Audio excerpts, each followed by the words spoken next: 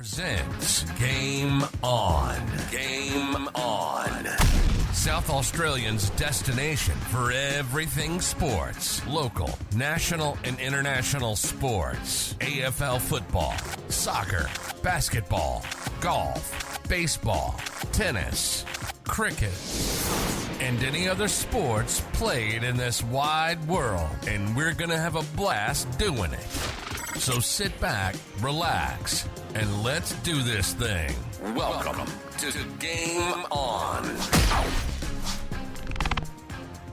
Welcome to our first podcast episode for Game On. My name's Pete Mathews, and I will be one of your hosts today. And just for a bit of a fun line to start us off, today is actually the National Coffee Day. My co-host, Malcom Ashwood, I'm sure drinks a lot of coffee during the day, I do. Yes. Yep. And what's your favourite coffee? I'm not fussy at all. I admit I'm a big coffee drinker. Yeah, no longer drink alcohol. Admitted I had a problem nearly 10 years ago now, and yeah, I'll give the coffee a hammering, so yeah. Fantastic. And what's your coffee of choice? Which one? Yeah, probably Nescafe. Nescafe, yep, sticking with it, nice and easy. Thank you, Malcom, for joining us today. Yeah, welcome. Thanks, mate. We're going to be covering a few different subjects. Some are a couple of weeks old. This podcast was originally put together a few weeks ago. A few technical issues, but we're good to go now. Around the grounds. So to lead us off, Roger Federer. What can you say? The man's just retired. You know, is he the best ever? Absolute champion. Look, I think it's not only we loved his tennis, we loved his attitude. You know, let's be honest, tennis can be the sport of brats and that, and average behaviour, and Federer has just been the example and almost the perfect good guy right throughout it. And I don't think there's any of us haven't barracked for Roger at some time. Absolutely. So, no, just loved him. I mean, 103 titles, 20 Grand Slams, 6 Tour finals, 28 Masters finals, 1 Davis Cups, 310 weeks at world number 1. Just crazy numbers when you really think about it, and has been in the game, I think someone stated the other day, 16 or 17 years, which is really unheard of these days. It's just extraordinary. Yeah, he's certainly around the mark for number 1, no doubt about that whatsoever. You know, we can look off. Probably your bias comes in with who you like, so I've obviously got him in front of Djokovic in that regard. Great battles with Nadal, 2 champions. I'm probably Federer, but it's a toss of the coin. Which of the Federer finals, Grand Slam finals, do you think he'd hold most precious or close to his heart? It's interesting, that one, because it's such individual preference with himself, and you just don't know that he may have been carrying an injury into an event and considers his effort to get over the line there in front of others. So I think there may be ones we've enjoyed the most as a match, a cliffhanger finish, gets up in the 5th after coming down. Yeah, as a spectator, we love that. Yep. But the player may rank other matters, Absolutely. I think, certainly Wimbledon has been the one. Yep. There's probably, 8 Wimbledon finals. There's probably... ridiculous. Exactly. There's probably 1 or 2 in there that he holds, really close to his heart. Are we going to see a player of this calibre again? Look, he was... a bit like Muhammad Ali, floating like a butterfly on the tennis court. He was so graceful and just did it with less fanfare. But I think him and Nadal were fantastic in that regard. It was a rivalry between them, but it was a rivalry of the good guys. Agreed. And they're best mates now. Yeah. It's fantastic. Cool. Just huge mutual respect. Absolutely. Yep. Return of the Adelaide 500. Look, it's an interesting one. I'm a fan. Let's be honest, we've gone through a couple of years of COVID, and it's going to be at least get businesses and get Adelaide alive again in town. They've gone full bore on the concerts. You can't say they haven't gone all out to make the government to make it work. Absolutely. So I'm a fan, and I'm not a real car racing person, but I think the event, to bring it alive, the concert... Absolutely. Returning to Adelaide in December 1 to 4. Obviously, we've hosted the beginning of the Adelaide 500 in previous years. Yeah. This year it's the season finale. So it's a bit of a coming back with a big bang. And as you said, the last 2 years of it not being here, businesses in the city probably rely a little bit on that little kick through the year. Look, I think it can only be a real positive and it falls into the Test match. Absolutely. So you've got Adelaide really alive for a couple of weeks. Absolutely. And businesses desperately need it. Absolutely. And the track being in the city, I mean, is it still a contentious one? I mean, people want to move it up to the Bend, which is fine. I mean, it's a nice idea, but I think for the actual spectacle of the event, the city really needs to. I think it's got to be in town. Look, I'll be honest. There's no way in the world I'd drive an hour and a half to go to Tail and Bend for a car race. Yep. I want to be in town, catch up with mates, the atmosphere. Absolutely. That's for me is the big thing. So I think it's great. Yep. I'd love to see permanent stuff put up. Victoria Park. I mean, up and down, up and down, up I and think down. That's ridiculous. There's an opportunity there for them to build something permanent. It's there for them to use, and it can be used as a multi-purpose site. It's a no-brainer, really. I mean, we're just paying out money. It's effectively like paying out rent money. Absolutely. Excellent. And we're going to move on to the AFL Grand Final, Sydney v Geelong. What's the fallout from that? It was a cliffhanger at the opening bounce. Yes. It was. Look, you had to admire how good Geelong were, but Sydney it was like stage fright. They really only had 3 or 4 good players for the day. Warner was probably easily their best player, and a couple others contributed. Fox did a pretty reasonable job on Cameron, but no, it was Geelong just way too good. I thought Dangerfield was the key. Personally, he would have got my Norm Smith because I thought he was the person who had the most influence while the game was still a contest. Absolutely. Joel Selwood, obviously, in the last day or two, hung up the boots with a winning percentage, and I only looked this up a little bit earlier, 72.96%. Jeez, but is he putting us blokes under the pressure? He's been the world's perfect bloke this last week. He takes out, Gary. It was his idea for Gary's son, for Gary Ablett's son. Yep. He then sees Sam, the sort of the club spiritual mascot. leader of Cardinia Park. Yep. Sees him, gets him over the fence, rings up his parents to say, "I'll make sure Sam will get home." Yep.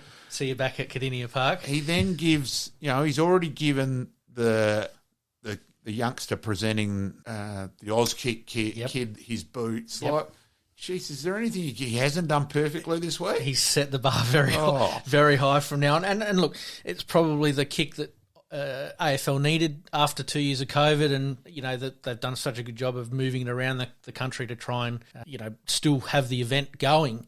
I think this the year effort to keep footy going was extraordinary. Like whatever anyone wants to say about Gil McLaughlin, but who actually been involved in a little bit with that, with a couple of things behind the scenes. Yep. I would called into Nord to drop some stuff off at Nord, and I actually heard the conversation. This was right at the start of COVID. And it was whether a Nord trial game was going on that night. It ended up a conversation which the ICC were involved in as well, because at that stage the 2020 World Cup was still scheduled to be here. Mm-hmm. So it was a communication, SANFL, AFL. It was extraordinary.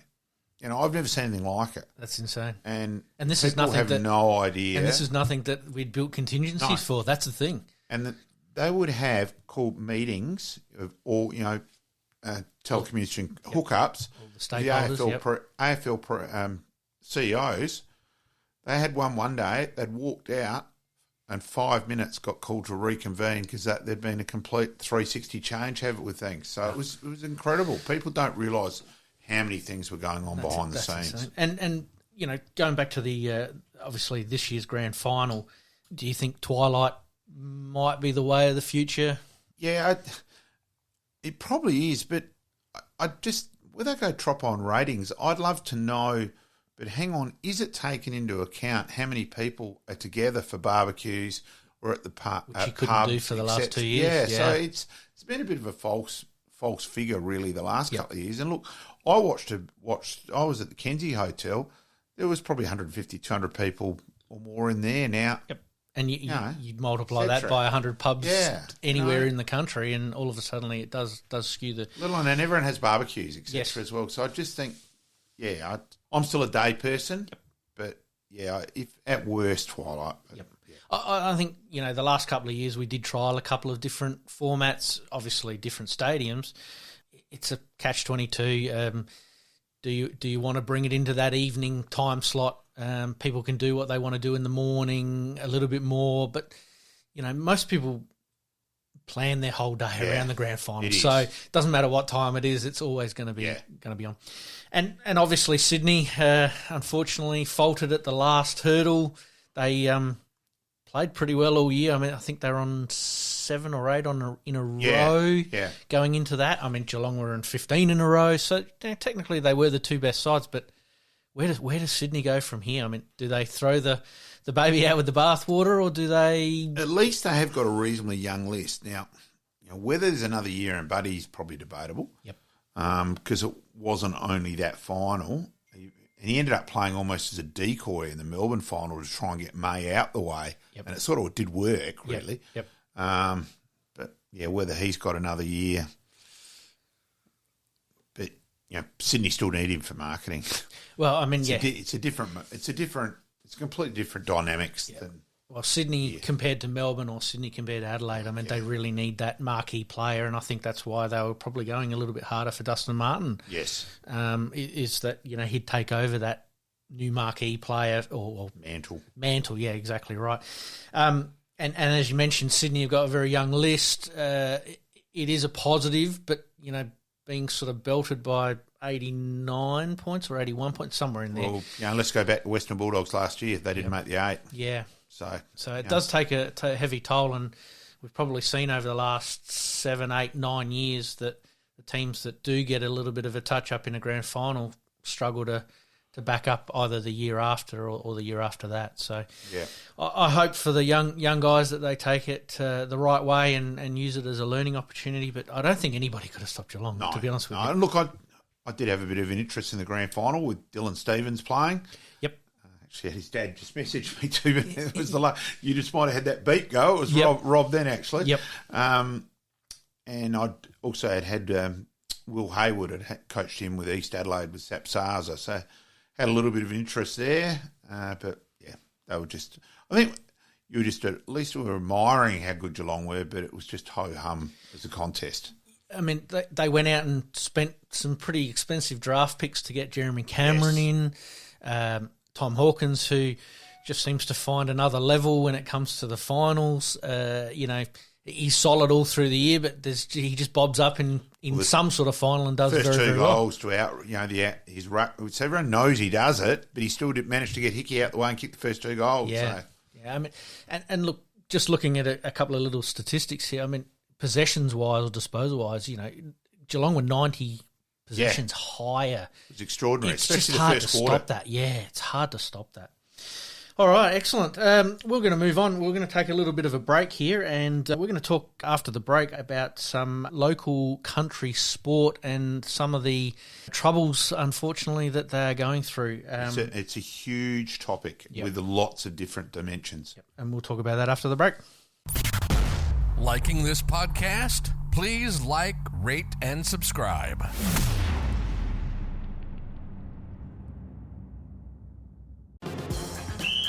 Welcome back to the Game On Podcast.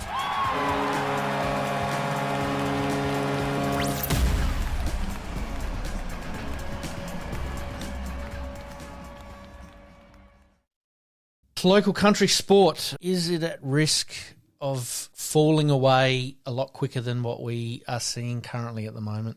It is a massive issue. Lameroo with the Mallee League at the moment under real threat up there. And it's not just a game of sport.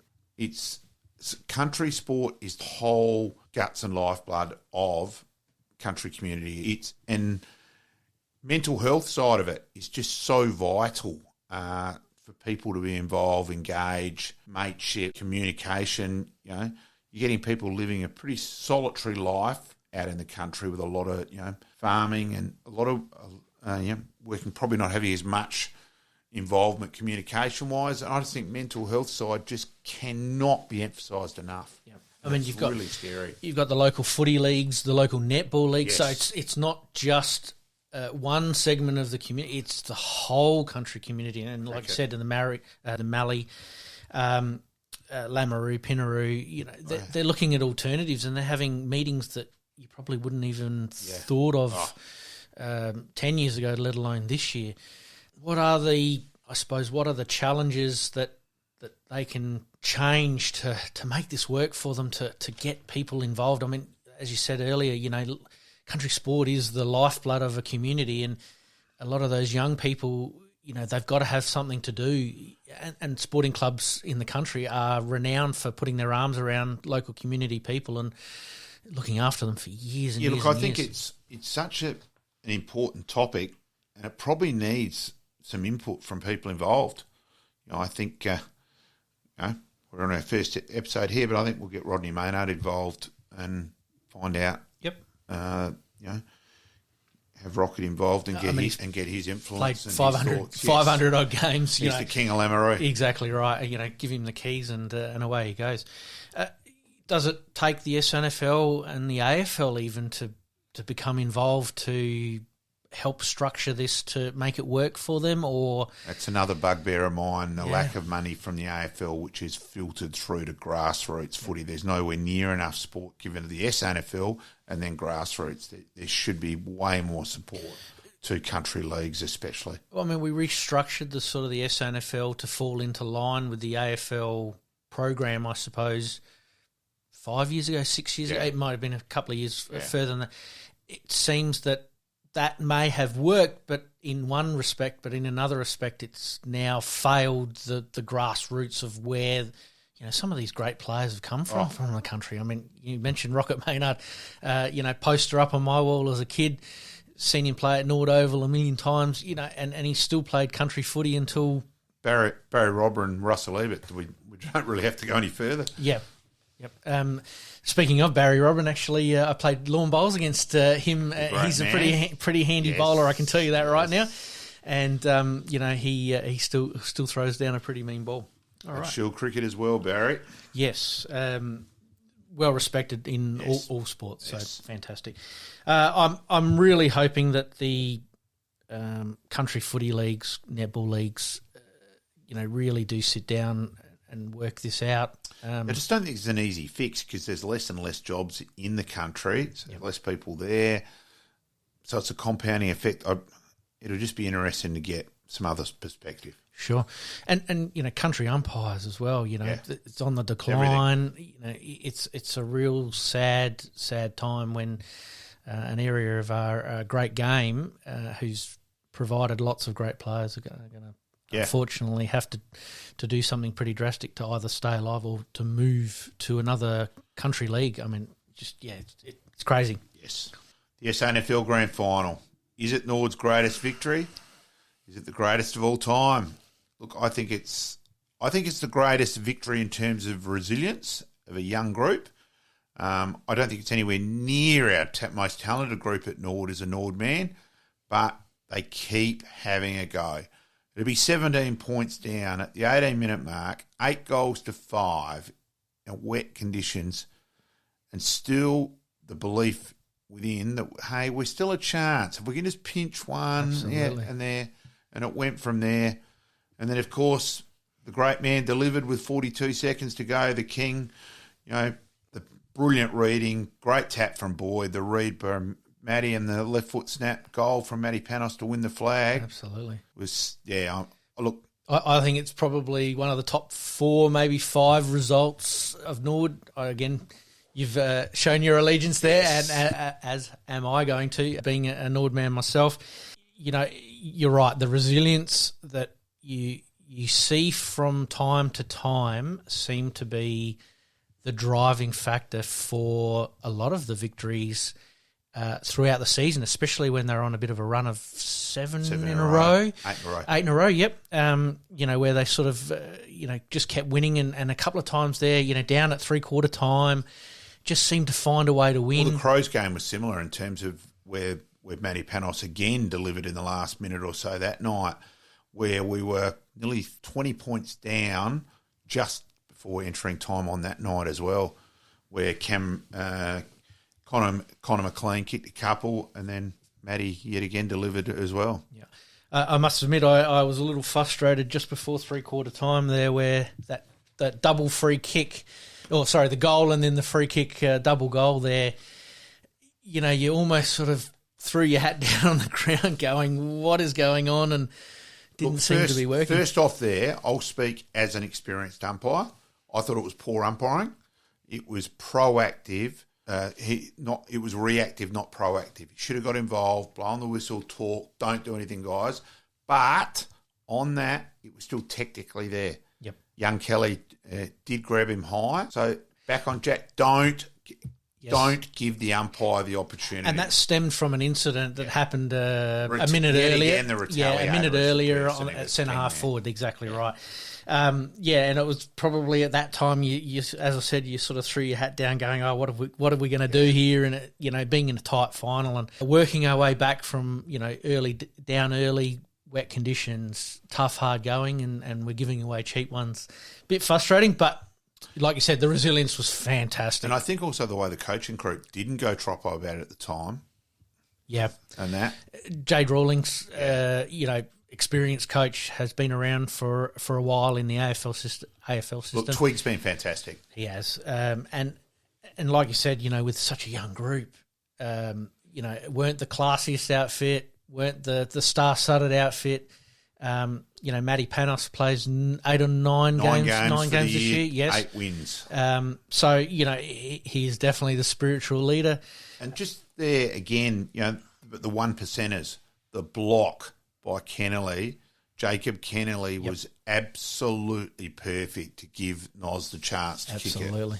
And it was a great snap too. I mean, it's one that you look at for years and years to come and go, yep, that's going to give me goosebumps. One thing I do want to add, it's a pretty hard week this week.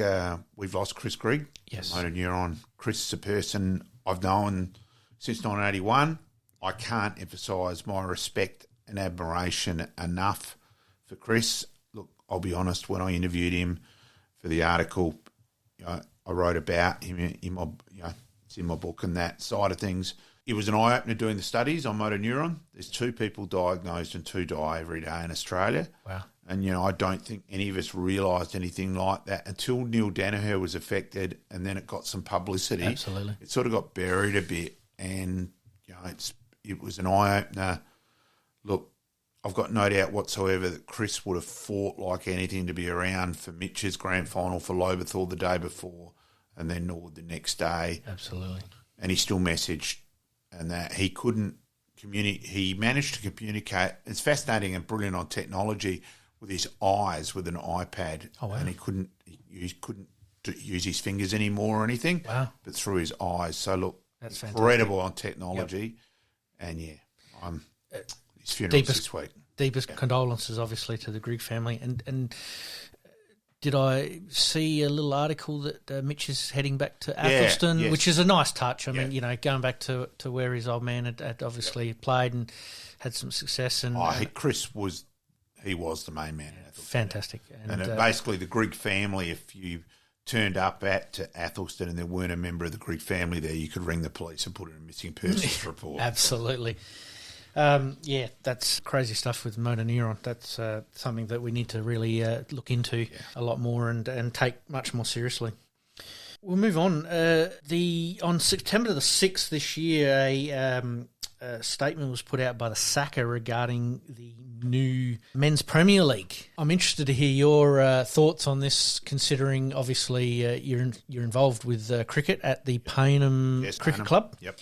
And how you believe this might actually work or not work. Look, I'm nervous about it. Yep. It virtually means that the state players have all got to play for the teams in the first division, and how that's going to be worked out, how you're going to work out relegation. So if there is a state player and they go down to Div 2 or they're in Div 2, has that state player, has he got to leave that club and go somewhere else?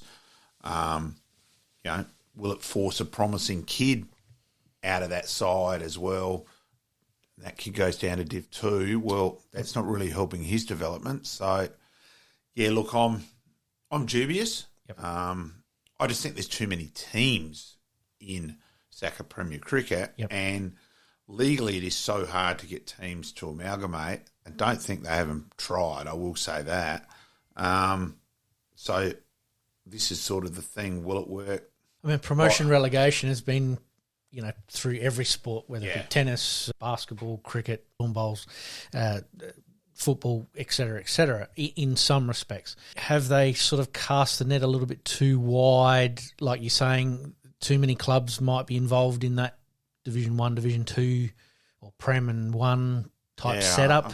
I'm just not sure how it's going to work. And where does that leave clubs that are trying to get into that echelon? They're trying to build for a future, where they've got a good group that have come through and might be good enough to play in the next level up. How do they get into that? How do they?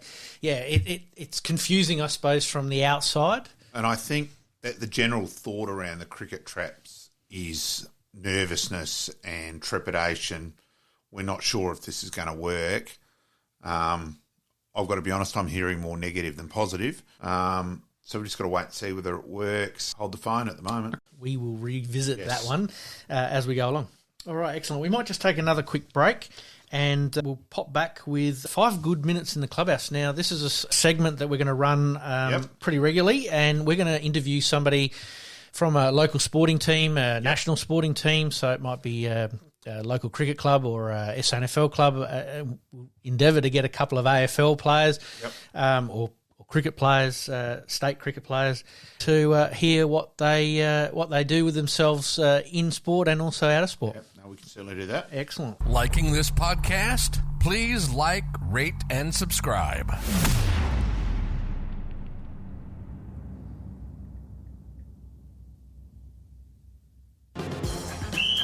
Welcome back to the Game On podcast.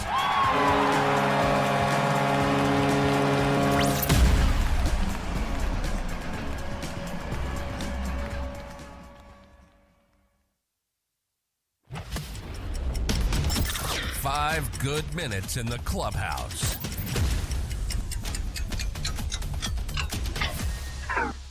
All right, welcome back. Our special guest today is Rick Drewer, and Rick has obviously played cricket at one of the highest levels that you can get to. Obviously playing here also in South Australia for Sturt and Adelaide University, is that right? Oh, you've done a lot of spade work, yes. And Sturt, Adelaide University and Adelaide. Adelaide Cricket Club, fantastic. And I hear along the lines that you're a bit of a DJ. Dear me. I was actually, funnily enough, I actually owned the first mobile disc jockey business in South Australia. I had no desire to necessarily do so, but I've always been fascinated and interested in music and had I guess, dare I say, a big collection. And when I left school and went to uni, a guy was on a social committee at the Ag Science faculty and asked me if I'd supply music for the show. And I'll cut the story short, I did, and everyone seemed to enjoy it, and the business just boomed from there. Fantastic. And I'm finding that doing a little bit of digging here is uncovered that you were the man with the shirt that was unbuttoned quite low for the ladies, I'm assuming? Well, I don't know that it was for the ladies. We were all guilty of that, actually. I mean, back in my day, which is an indication of just how old I am, no one was concerned about sunburn and cancer and so forth and so on. And I knew them as grandpa shirts, but the shirts that we wore actually didn't button or unbutton the whole way down. You slip them over your head, and there were about 3 or 4 buttons there. And we just didn't do them up. So that's my excuse anyway. Yeah. It looked pretty stylish at the time, I'm sure. It pulled the chick, so that's the main thing. That is the main thing. What's your biggest career highlight? Well, I think the biggest career highlight, which was a team thing really, which is the diplomatic thing to say, but winning the Sheffield, or being a member of the squad that won the Sheffield Shield, is, particularly in relation to South Australia, a pretty big thing because we don't win too many of them. If you're a Victorian or from New South Wales, you win them every couple of years, whereas it's pretty special here. I mean, we won it in 75, 76, and then the last one we won was, I think it was 96, 97 or 97, 98, one or the other, and we've been bottom for most of the last. Yeah, we haven't won too many. And so to have a Sheffield Shield medallion at home is pretty special. Absolutely, something you can share with whoever comes around to visit. That's right. Very good. And nicknames. We're big on nicknames at footy clubs and tennis clubs and bowls clubs, but. Cricket, what's the nickname? Well, being 6'5" as I am, 5'6", it probably didn't take. I think everyone of my sort of height who's ever played cricket has been called Stumpy. And what happened was that my cricket coach at school was a guy called Jim Roseveare, who's no longer with us. Apart from being a very good teacher and coach, he also wrote Neil Curley's autobiography, for instance. But he decided that he thought that I could play cricket a bit and took me down to Sturt, and so I actually played a couple of years of A-grade cricket while I was still at school.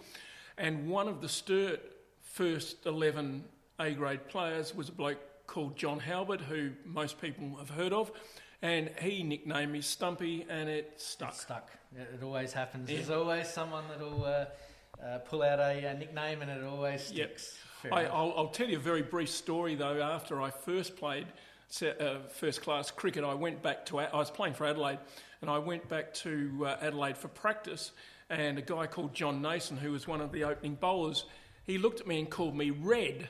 And I said, Red? What on earth is Red for? I said, that's not my name. He said, it's short for USSR. And I said, well, what's that got to do with anything? He said, undersized state representative. Well, that's not bad, actually. Very, very good. Who was your childhood idol? Football, it was Ron Barassi, without doubt. I've still got somewhere, I don't know where, because I've been searching for it for years, but I can remember jumping the fence when they used to play after the finals, a grand final between the two premiers, and that was at Norwood Oval, and I jumped over the fence and got Ron Barassi's autograph, and unfortunately it's misplaced rather than lost forever, at least I hope so. But Ron Barassi, without doubt. Probably second was Carl Ditterich from St Kilda and then Melbourne. Cricket-wise, Gary Sobers, I think, was the guy who I thought, well, he probably is the greatest all-rounder that's ever lived. Yep. So there you go. Oh, there you go. Well, it's a diverse group of people to have as a sporting idol, I suppose. Who's the team you support these days? Whether it be cricket, football, basketball. I can see the looks coming now. Yeah, well, a good friend of mine is a member of the Port Adelaide Football Club. He doesn't drag you to the game, no, does he? He doesn't. Okay, but, that's right. And I used to be a member of the Port Adelaide Football Club, but I made a vow a few years ago that while Ken Hinckley was coach of them, I'd no longer be a member, and that's the way it is. I still support Port Adelaide. I'm not a great Hinckley believer or philosopher, but Port Adelaide are my club in the SANFL at Sturt, which seems a bit of a contradiction, Sturt and Port seemingly not liking each other, but there you go. It'd be like the Nord-Port thing. That's right, yeah. Port Sturt, it's exactly the same. Yeah, I used to play footy at Sturt and under Jack Oatey, and so, of course, I lived in Mitcham, Torrens Park, so Sturt was all my first choice.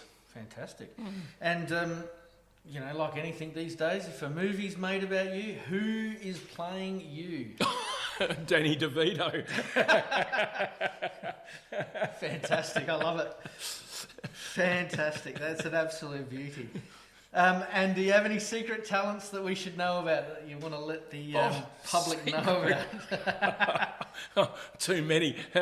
Phil's sitting there shaking his head. So many to mention, I can't think of any at the one time. I do love my music, and I've got, dare I say it, a massive collection.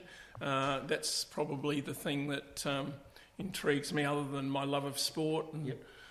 I do a bit of sports writing for one of the local newspapers, and that's also interesting. Beautiful. Keeps me going. Beautiful. And one last question, I'll get you out of here on this one. Best bowler you've ever faced?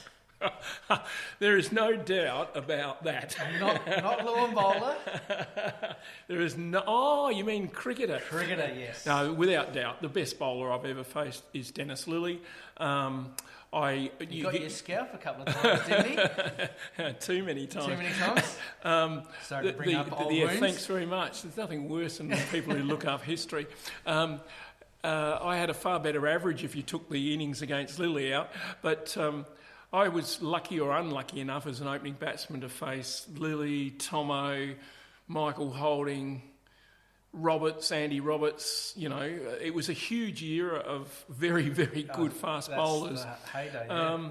But the reason that there's no question in my mind that Lilly was the best is that it didn't matter whether he was bowling to me at 5'6" or Tony Gregg at 6'5". He bowled everything sort of from throat to chest height and at you, whereas, I mean, Tomo was quick, but Tomo would bowl a bouncer that would go over the top of the... In fact, I was playing at the Gabba one day and Tomo bowled me a bouncer. It not only cleared me, which wouldn't be a great achievement, but it also cleared McLean, who was the Queensland wicketkeeper, and actually hit the sight screen on the first bounce. Now, that's just a complete waste of energy and everything, whereas Lilly just bowled at you. Yep. Lilly by miles. Yep, fantastic. Thank you very much, Rick. It's been an pleasure. absolute pleasure, and we'll see you around the traps. Cheers. Thank you. Liking this podcast? Please like, rate, and subscribe. Thanks to Rick for that interview. We did that a couple of weeks ago out at a mate's place at Mawson Lakes, and he was kind enough to give us his time. And being that Rick's a very popular person, not only here within the South Australian cricketing community, he does a lot of work up in the Barossa. Him and his mate Phil have a podcast called Sports Central on the Gawler or Barossa network. So if you're free and looking for another podcast to add to your list... Yep. I certainly highly recommend that podcast. No, Rick's a man I respected greatly. You know, as a cricket nut, watched him open for South Australia, and he was a gritty fighter, and very well respected within the team. There was no doubt about that. Absolutely. All right. And Rick would actually remember me as a youngster. I scored for Kensington as a kid, so he's got a good memory as well. That, yes. Fantastic. All right. Happy days.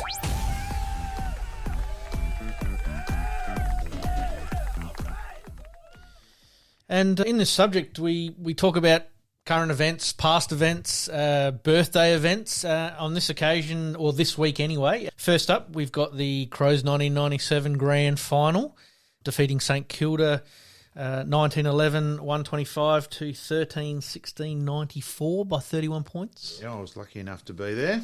They certainly a bit of grit and determination that day there, and they were probably lucky to be in it at some stage, but just found a way, and Jarman was fantastic, wasn't he? Oh, he was incredible. I think it was 11-1 after half-time. Yep. Yeah, it was ridiculous. That is ridiculous. Moving on, we've got Darcy Fogarty, 22 years old this week. Yeah, he sort of came of age, like it was a real big question mark still on him this year, but rapid improvement in the second half of the year. Absolutely. Played 17 games this year, which is pretty good for where he's at. He kicked 33 goals, and really him and Tex worked pretty well together. Comes from Rostrevor College and then headed out to Glenelg. Debuted in 2018. I think he's building. Another country boy too. Yeah, I think he's building, and let's hope injury stays well and he can improve on his game from this year, and the Crows are going to look pretty good next year. Also this week, being that it was Grand Final weekend last weekend, we had the 2018 Collingwood West Coast Classic Grand Final. West Coast down by 29 points at quarter time. Yeah, and late in that first quarter, there was a ball where Langdon could have rushed it through for the point, and yet again, players not knowing the rules inside out is a real bugbear of mine because he was under pressure. Yep. He rushes that. They don't get those last couple of goals just before quarter time. Yep. And the game may well have been over at quarter time. Yep. And I think most Collingwood people sort of thought that it was going to be a bit of a runaway, but how's Dom Sheed? It was a great goal. Late in the game, the camera angle was amazing behind it. I mean, it's one of those iconic moments that will just be replayed for 100 years plus. And just the story of that 2018 West Coast side, amazing, totally amazing. And it fluctuated, that game.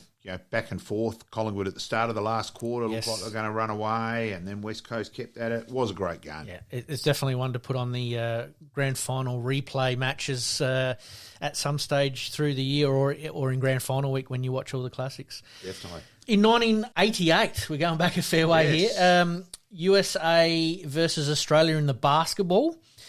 This was actually the last time that the US team was not represented by an NBA player. Right. So, obviously after 1988, we had the Dream Team, the Dream Team 2.0, and so on. And really that match that Australia lost 78-49, was for a bronze medal. So we've always done pretty well in the basketball, and even back then, we were around the mark. Yeah, definitely around the mark and competitive, and probably sport in a lot of regards. We batted above our weight. Absolutely. Absolutely.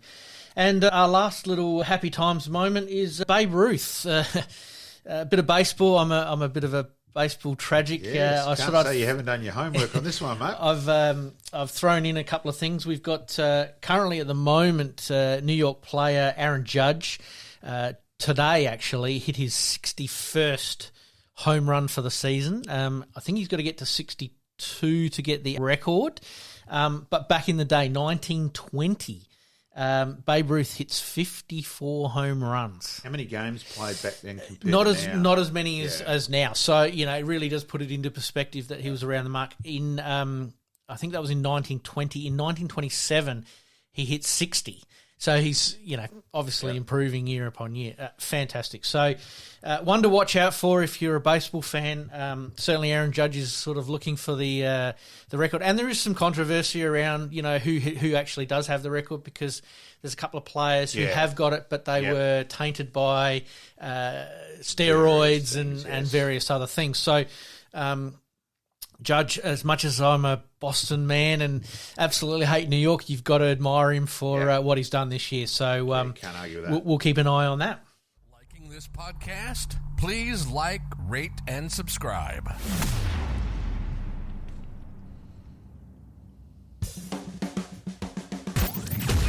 Extra time. Big finish.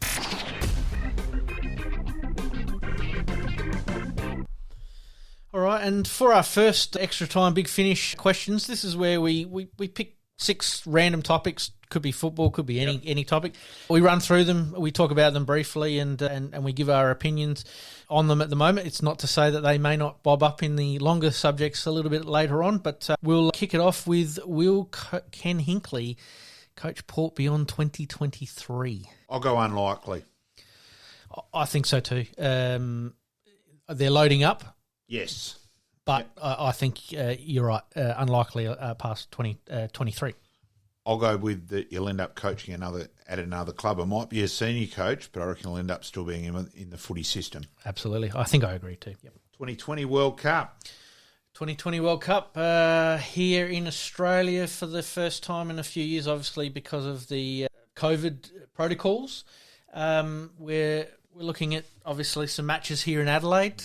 We've got a few games, I think, from memory, not Pakistan, Bangladesh. And I reckon we've got a semi here. Yes, that's correct.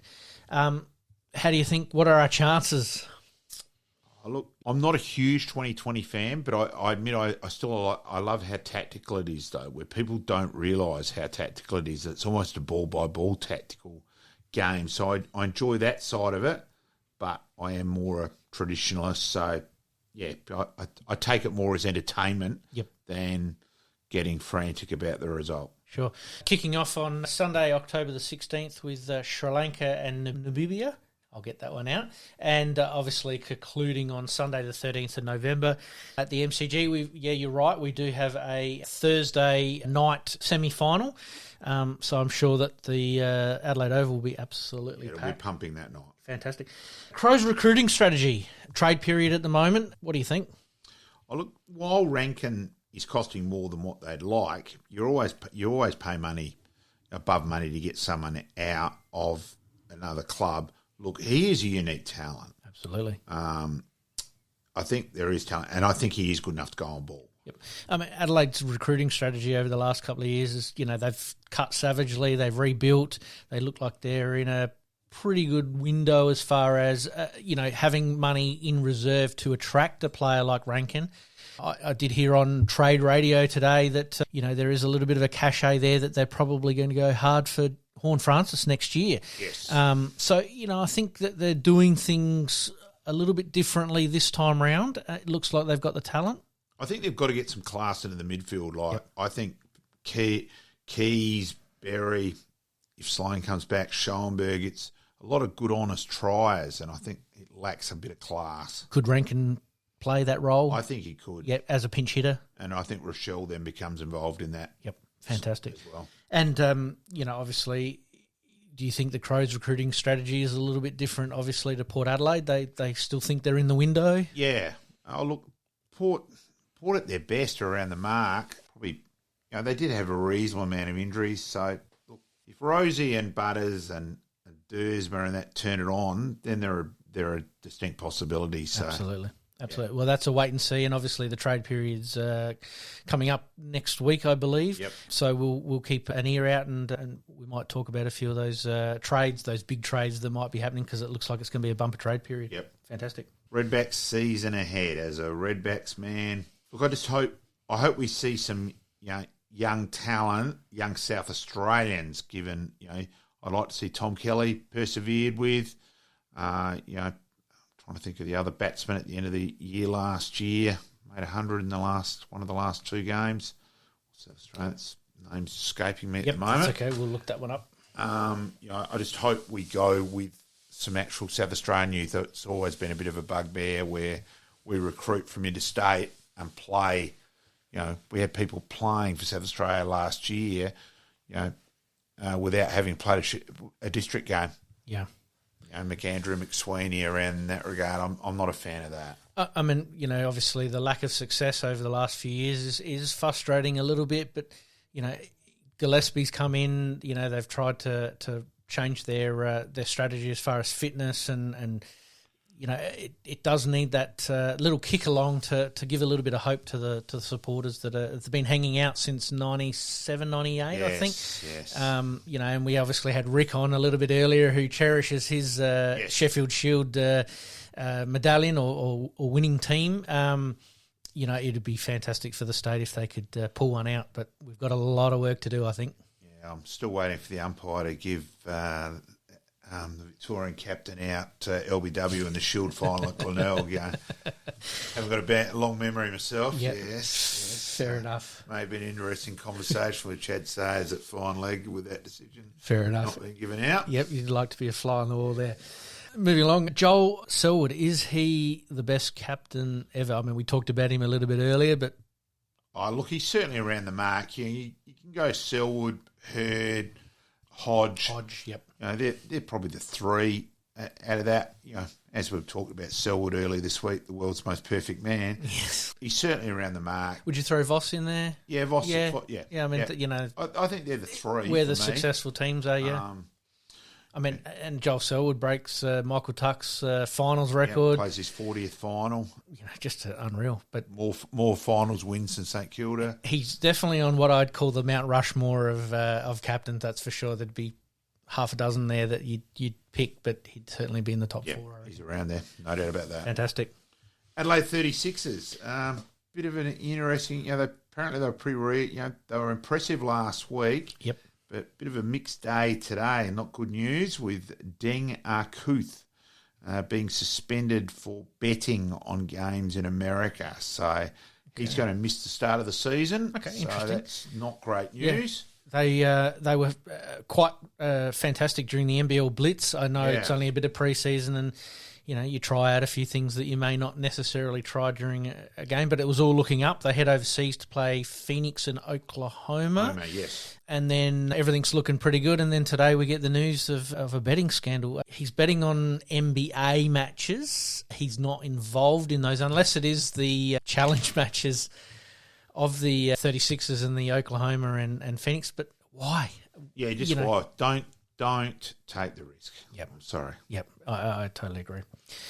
And that finishes up extra time, big finish. Now, before we head off, Malcom has been kind enough tonight to deliver one of his books, and I'd like him to probably plug it. If anyone's keen to get their hands on it, I'll definitely be having a read of this over the next week or so.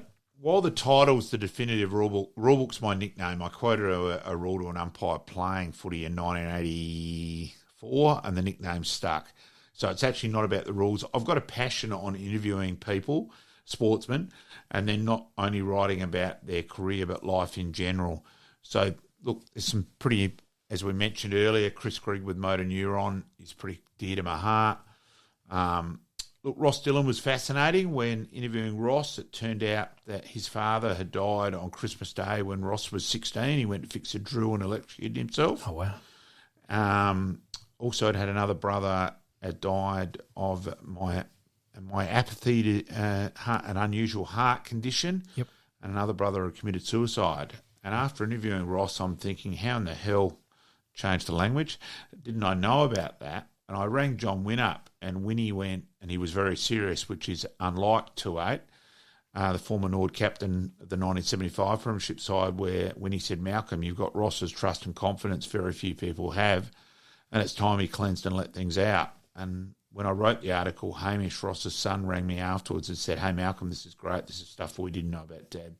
This is awesome. Oh, fantastic. Look, Tim Weatherald sent me a USB stick of barley, topic at the moment, which is, again, getting some more bit of publicity at the moment. Yep.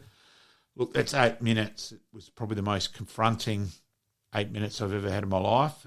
I actually probably sillily watched it by myself, and, yeah, it's unbelievable. You just still can't fathom totally it. incomprehensible and unfathomable what the people went through. Sorry, not guys, what the people went through. Yep.